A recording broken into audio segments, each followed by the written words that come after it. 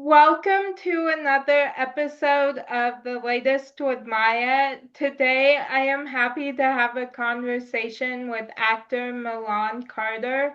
Most recently, you can see Milan as Barry in the Netflix series Fubar.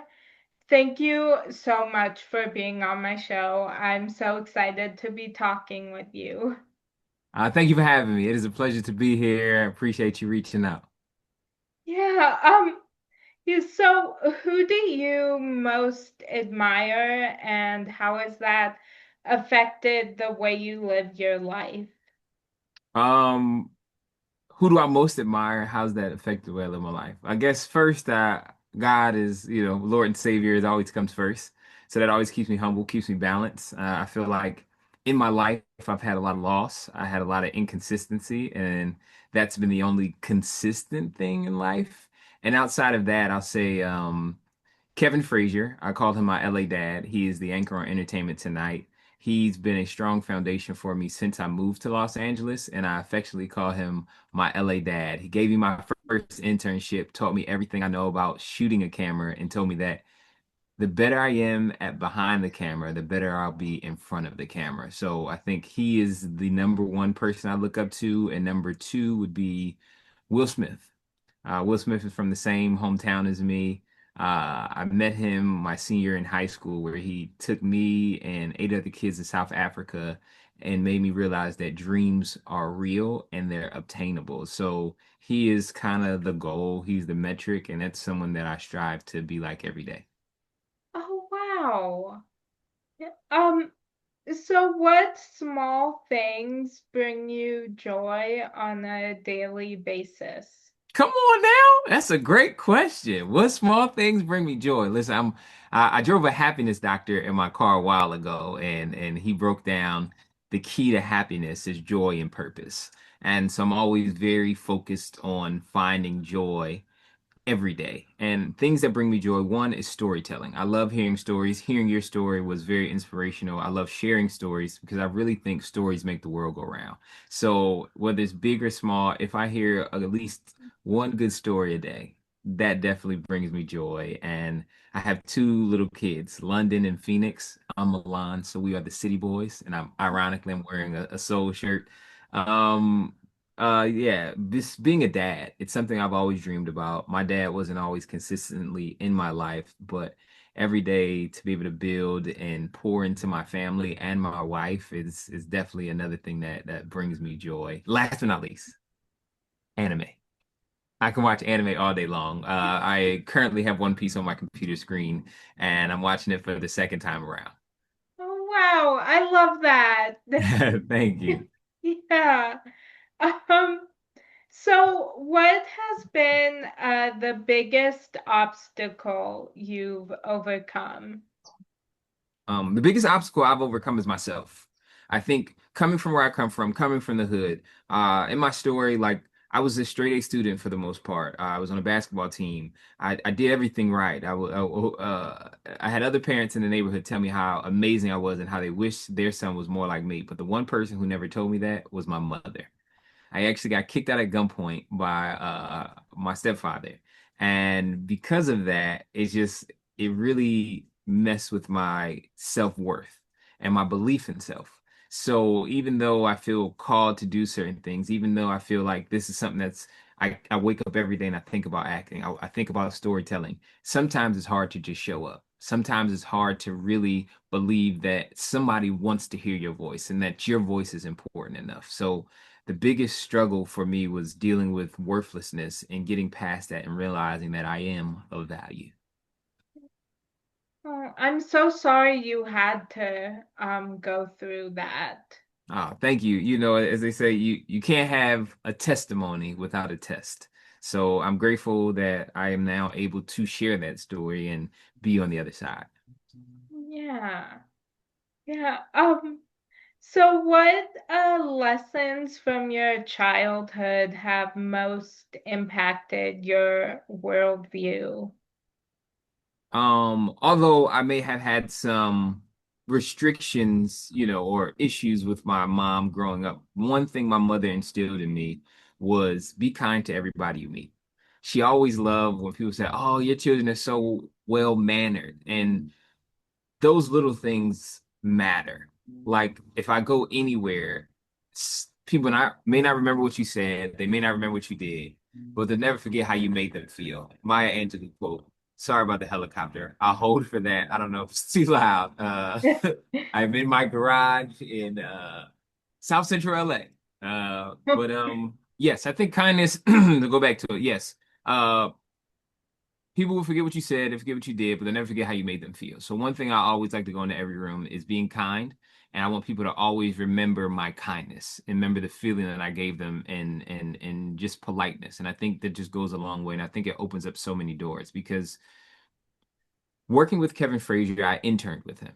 And after 3 years, I went from intern to DP of his whole production company. So anything that needed to be shot for Kevin Frazier, I was traveling all around the world shooting it. And I left on good terms. And I was always nice. I always showed up. So years later, when there was this acting job that came up, my manager couldn't get me in the room. My wife she was my girlfriend at the time. She auditioned for this ABC pilot and she got to producer. She was like, "Yo, I really think you should go out for this show." But I couldn't figure out how to get in. Come to find out, Kevin Frazier knew the showrunner. And I say, "Yo, Kev, I've been trying to get in this room and I can't. And I never asked you for anything. Can you just ask him for an audition?" And he said, "Milan, I'll do anything for you. The way you showed up for me, how kind you were, and your determination, I got you." And he reached out to his friend and got me the audition. And, I think it just goes to show if you show up, work hard, and are kind to people, people will return the favor, I guess, years later. You never know when it's going to happen. Yeah. Oh, I love that. Thank you. Yeah. Yeah. Um, and so if you had a warning label, what would yours say? Ooh, a warning label. What would my warning label say? It used to say, beware of sarcasm. It comes in heavy. I being from Philly, moving to LA, it was crazy. Like people used to tell me I was mean. And I feel like growing up in Philly, the first language you learn is sarcasm. Before you learn English, you learn sarcasm. And it's just like if you don't know sarcasm, do you even have a personality? And I realized that everybody wasn't raised that way. So dealing with my wife, my pastor used to tell me his wife was a superpower. And because his wife teaches him how to speak to a bigger audience, there's more people. So because my wife is delicate and doesn't love sarcasm, it taught me how to correct and change my tongue. So my new warning label would be beware. I like to talk and I like to tell stories because listen, if you gonna be my friend, if you gonna come around me, you better be open to listen, open to receive, and also you better be ready to pour because I want it all. I love that. Thank you. Yeah, Thank you. yeah. Um, yeah. So, I am a pop culture obsessed and go in stages of shows that I cannot stop watching. Okay. Um, is there a show that you are currently obsessed with? Yes, One Piece. Like I can't listen, the fact that One Piece has over I am obsessed with One Piece, the anime. And the manga. I read the manga every Sunday that it comes out. I study all the lore on YouTube, and I also am now watching it for the second time. As I look at my computer screen, I'm back on episode 1118 for the second time. And secretly, I wish I had devil fruit powers, and I probably would have Marco the Phoenix or the Op fruit, where I can make a sphere and control anything inside of my sphere like I'm a surgeon. So I'm addicted to anime superheroes, and a close second, because I love giving second places, would be Indiana Jones. I just love treasure hunting movies. Oh, I love that. Yeah. Yeah, I've been watching a new Netflix show called Too Much. Okay. which just came out, and that's really good. And there's a new also mini series that just recently premiered called The Institute. Um, Okay. that I've only seen the first episode so far, but it's really good. Listen, I seen the trailer for Too Much. I just haven't had a chance to watch it because there's not many shows that are like me and my wife will like. So that's going to be one that we'll watch together, but it definitely looks hilarious. Yeah, it is. Yeah, it's so funny. Go, go. I guess I got to come to you for all the things to watch. Well, I've heard of One Piece, but I haven't seen it, so I'm writing it down to go watch it. So thank So you. I know that 1,000, 1,200 episodes is a lot for the average person, but if you just want a truncated version, you can just watch the live action on Netflix, and it's only 8 episodes, and you can see if you like it because they Okay. turned it into a live action on Netflix.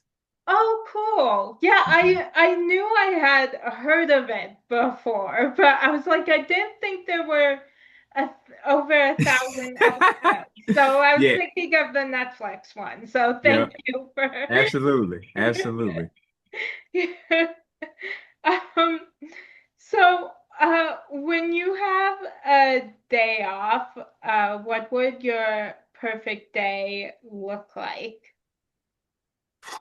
So, I don't know as a father if you ever really have a day off. So Monday through Friday, I'm writing, I'm creating, auditioning, and then Saturdays, my day off are dad and Sundays, right? So my wife is a stay-at-home mom. She does homeschooling, so she asks for Saturdays to be her day of rest.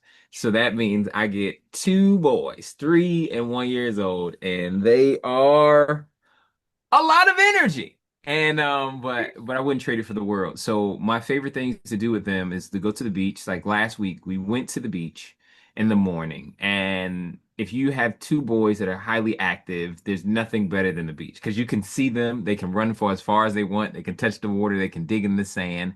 And it's such a great adventure. And then afterwards, we went to grandmom's house because my wife's parents live in Los Angeles, and they went in the pool and then they swam for another few hours.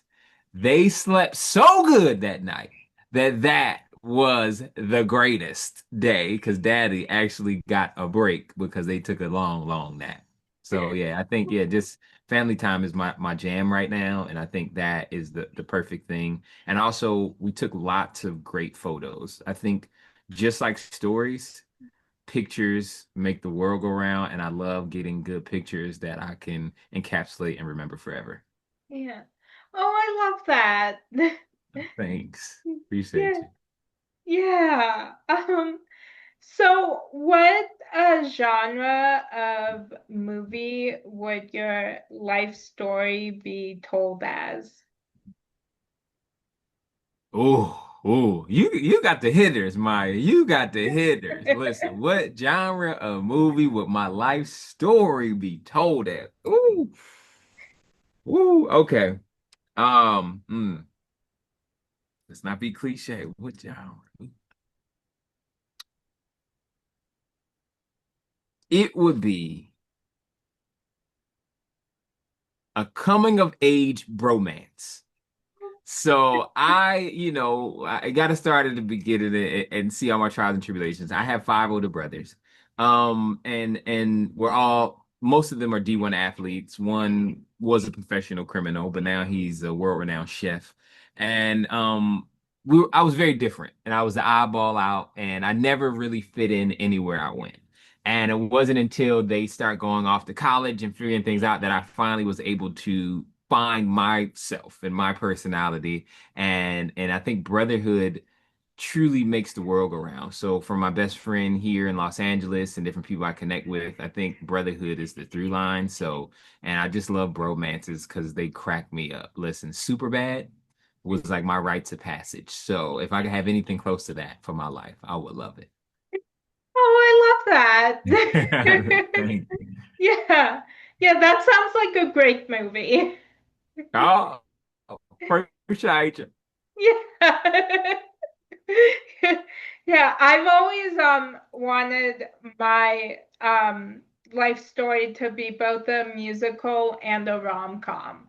So Oh, okay, okay.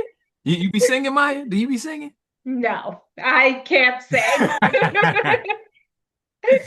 Yeah, But musicals are pretty that cool. doesn't stop me. So Hey, it shouldn't. Listen, it's about what you feel in your heart, not what comes out loud.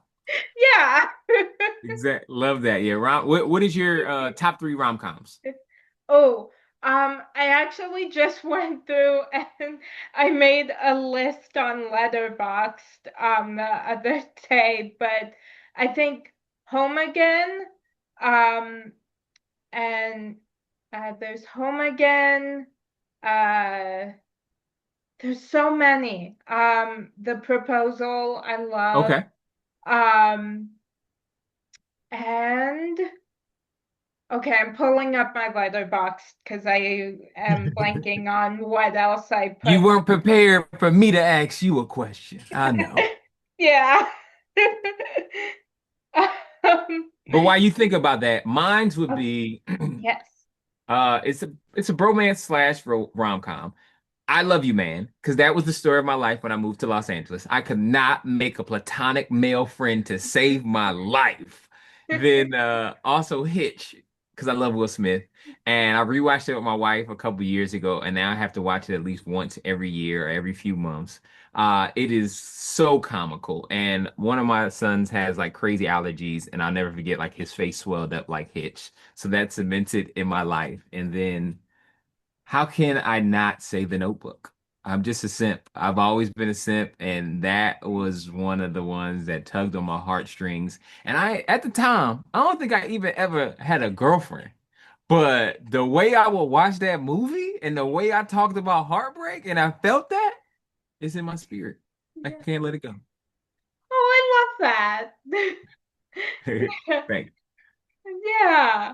Um, so the first three movies on my list, um there's a bunch in my list, but the first three are Home Again, The Idea of You, and Music and Lyrics. Okay. So those are, yeah, three of my favorites. I'm putting all these in my save list so I can make sure I see them. Oh yeah, I'd love to hear what you think. Home Again is I've lost track of how many times I have seen that movie. So Word. Okay. yeah. I've never seen Home Again. It's a Reese Witherspoon. My wife loves Reese, so we'll definitely watch that one together. I got The Idea of You, and what was the third one? The Lyric. Music and Lyrics. It's with Hugh Grant All right. and Drew Barrymore. Listen, what was the movie that Hugh Grant did with it wasn't a movie. It was a mini series that he did. Why can't I think of her name right now? Oh, Ah. I'm doing. Yes, yes. Oh my goodness. I was like, Hugh Grant. Hugh Grant. My goodness. Yeah, Ah, ah. yeah, It's so good. So delicious. Yeah, Hugh Grant's dope. yeah. Yes, yeah, I was so grateful to I interviewed him a few years ago. Uh, Dope. and it was so surreal to be That's talking with awesome. him. So I love those moments. I love those moments. yeah. Yeah, it's like it's just ingrained in my brain just the moment that I think I lost like all my words. I think I'm stumbling over my words a little bit and I get it. Listen, I've been there. I've been there. yeah. Um, so what three words best describe you? Hmm. Three words best describe me. Fun, love,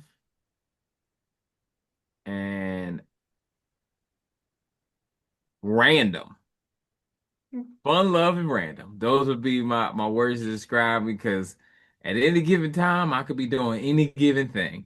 I'm always gonna make you laugh. I'm always here for a good time, and I lead life with love. I extend my hand. I'm all about the love. Oh, I love that. Thank you. Yeah. Um, so do you have any irrational fears? Irrational fears. Yes. I hope you don't judge me on this one, but Oh, never. I have so many irrational fears. So, Maya, I am afraid of cheese. Like, if you wanted to rob me and you came with a block of nacho cheese just melting and you try to put it in my face, I would give you everything I got. I think cheese is the most like abominable thing on planet Earth. And I can't. I cannot. Like, I don't- do you guys have In-N-Out Burger near you? yes. So In-N-Out they'll do like they cook so many burgers at the same time and they make so many cheeseburgers. They'll have like a little sliver of cheese. I gotta throw my whole patty out the window. It is the most oh my goodness. Like I have like panic attacks about cheese. So that is my number one irrational fear. Um and because I know it really can't hurt me, but I don't want to touch it. I don't want to see it. If my wife cooks macaroni and cheese, I will wash every dish in the house except that. If she cooks it in the house, she usually tells me so I can go outside so I can breathe, so I don't vomit from smelling it. So yeah, cheese would be my biggest irrational fear. I don't think so. That's an irrational fear, correct? Yeah, I think no judgment. I think I would say that's an irrational fear. Okay, okay. Yeah, like yeah, cheese. I just can't. I just can't. Listen, like if it was $1 million on the line, maybe not. Like actually, I had to do a McDonald's commercial and it required it's in the audition it says this person must eat cheese in order to book this. And this is the commercial that had the ability to allow me to quit my serving job. And I go to the first audition, all they had was croissants. And it was like, yo, so sorry, the burgers didn't come. Are you okay with eating croissant? Yes, I will murder your croissant. I will make love to your croissant. Then at the callback, they said the burger will guarantee be there. The burger did not make it. I get to the callback and it's a bagel. They say, the burger ain't make it. Can you make a bagel work? I'll make sweet love to this bagel. As I'm leaving the audition, I see the intern with all this McDonald's bags coming in, and it comes in directly after me. If that ain't God, I don't know what it is. So then by the time we get to set to shoot the commercial, and you see how they make the bun for the commercial, all the cheese is on one side of the sandwich. So I had it like wrapped in a way where I can actually bite and chew and not have to taste the cheese and spit out immediately. And I was able to book my first SAG National commercial eating a cheeseburger, and I did not have to taste the cheese. Oh, well, I'm glad that you didn't have to taste it. Thank you. Thank you. Yeah. Um, so what is your most memorable moment from being on set? My most memorable moment of being on set.